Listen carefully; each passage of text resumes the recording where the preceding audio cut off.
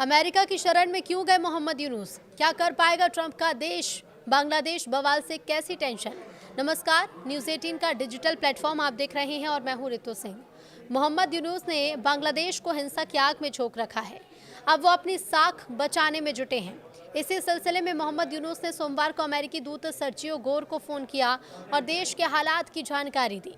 बांग्लादेश के chief adviser professor Mohammad Yunus ने सोमवार को दक्षिण और मध्य एशिया के लिए अमेरिकी विशेष दूत सर्जियो गोर को बताया कि 2024 में विद्रोह के नेता शरीफ उस्मान हादी की मौत को लेकर देश में अशांति के बीच चुनाव समय पर होंगे।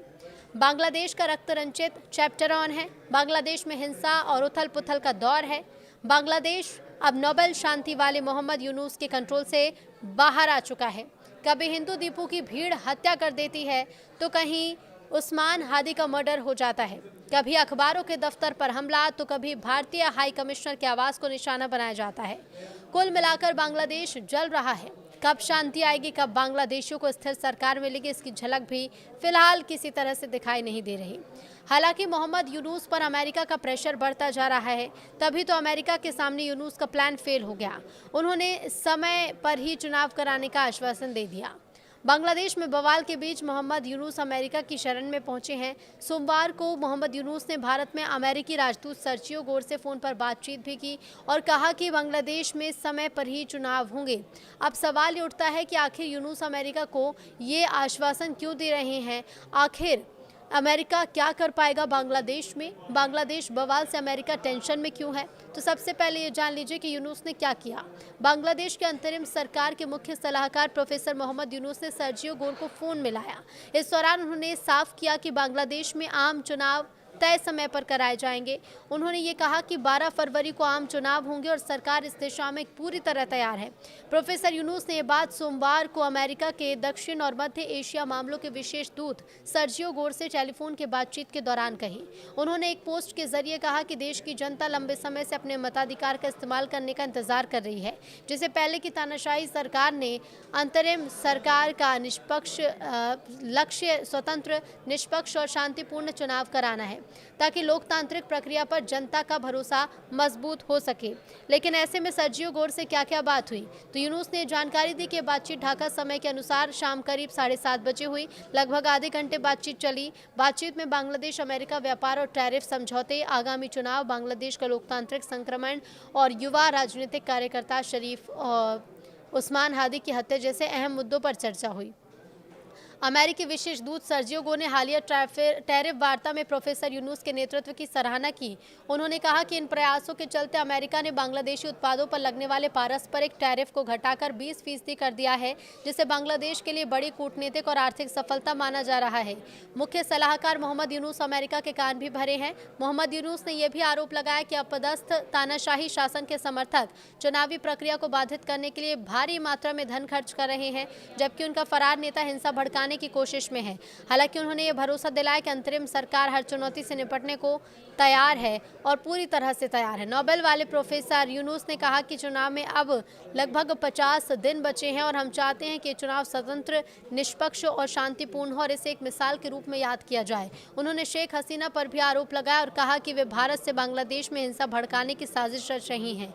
इसके साथ ही आगामी चुनाव को प्रभावित करना है, ये बात किसी से छिपी नहीं है। ये बांग्लादेश में शेख हसीना के तख्तापलट में प्रत्यक्ष या परोक्ष रूप से ही अमेरिका का हाथ रहा है। तो वहीं अगर अभी बांग्लादेश में मोहम्मद यूनुस की सरकार है तो ये अमेरिका के रहमो करम पर ही है। अमेरिका के इशारे पर ही मोहम्मद यूनुस अपनी सरकार चला रहे हैं। यही कारण है कि बांग्लादेश लगातार अमेरिका को खुश करने की कोशिश में लगा रहता है ताकि उसके ऊपर ट्रंप प्रशासन की मेहरबानी बनी रहे। यूनुस को अमेरिका की जी हुजूरी का फ़ायदा भी मिलता है। बहुत कम टैरिफ करीब 20% बांग्लादेश पर लगाया है। यूनुस को भी पता है कि अमेरिका से बैर करके उनकी सत्ता बांग्लादेश में कायम नहीं रह सकती और ऐसे में इसीलिए मोहम्मद यूनुस को हर चाल की जानकारी अमेरिका को देनी पड़ रही है। अमेरिका का भी प्रेशर है कि बांग्लादेश में समय पर ही चुनाव हो ताकि दुनिया की नज़र में वो बदनाम ना हो। लेकिन मोहम्मद यूनुस के अमेरिका से निकट संबंध लंबे समय से चर्चा में है। उनके ग्रामीण बैंक को अमेरिकी समर्थन मिला है और कई दस्तावेजों से पता चलता है कि अमेरिकी दूतावास ने उनके पक्ष में लॉबिंग की थी। अमेरिका अपने हित को साधने के लिए साउथ एशिया में मौजूद कुछ देशों को अपना चेला बनाकर रखना चाहता है, पहले पाकिस्तान और अब बांग्लादेश। इसी का उदाहरण है कि साउथ एशिया में भारत और चीन के धमक को रोकने के लिए ही अमेरिका बांग्लादेश को अपने प्रभाव में रखना चाहता है। यही कारण है कि भारत की अच्छी दोस्ती शेख हसीना को कुर्सी से हटाने में अहम रोल निभाए अमेरिका का रोल माना जा रहा है।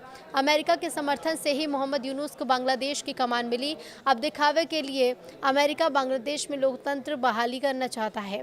तो बता दें आपको कि ट्रंप प्रशासन नीतियां बिल्कुल पाकिस्तान जैसी ही हैं कि अपना चेल बनाकर रखो और अपने हित साधते रहो।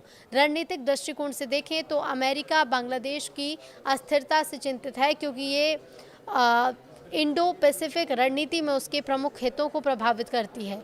इसके साथ ही बांग्लादेश की भौगोलिक स्थिति बंगाल की खाड़ी में वैश्विक मुद्दों पर भी व्यापार का बड़ा हिस्सा गुजरता है और चीन की बढ़ती नौसैनिक क्षमता उपस्थिति को काउंटर करने के लिए अमेरिका इसे चीन कंटेनमेंट का हिस्सा मानता है।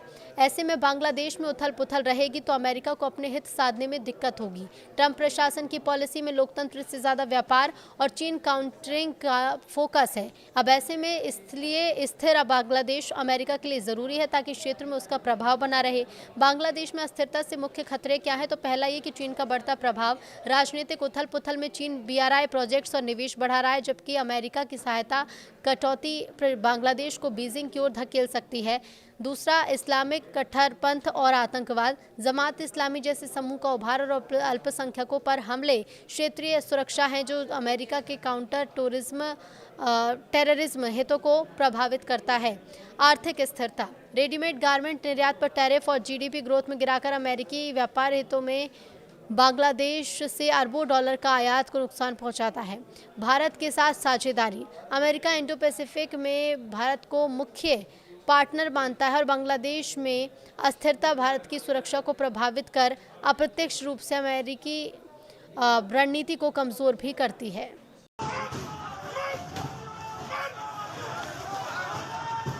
কিন্তু মৃত্যুবরণ করেছেন এবং তাকে কিন্তু গুলি করা হয়েছিল, তার মাথায় গুলি করা হয়েছিল। তিনি কিন্তু সেখান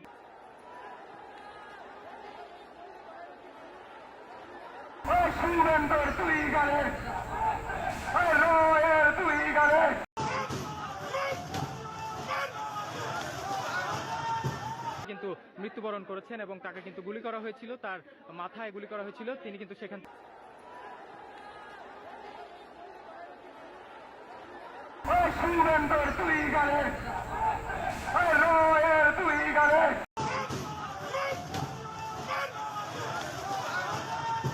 কিন্তু মৃত্যুবরণ করেছেন এবং তাকে কিন্তু গুলি করা হয়েছিল, তার মাথায় গুলি করা হয়েছিল। তিনি কিন্তু সেখান